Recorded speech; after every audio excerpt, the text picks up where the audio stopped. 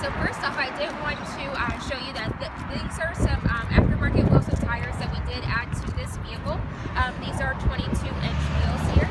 And then also, I'll have you take a look at the inside so you can see what features this specific one has. So this Camaro is a V6, however, it is manual transmission, so it gives you a much more powerful and sportier feel to it. It'll come with the Bluetooth cruise control. You'll also have power windows and power locks as well. And then it also gets, I believe it's about 24 miles per gallon on this one, okay? So we'll take a look back here so I can show you the rear design. Alrighty, perfect.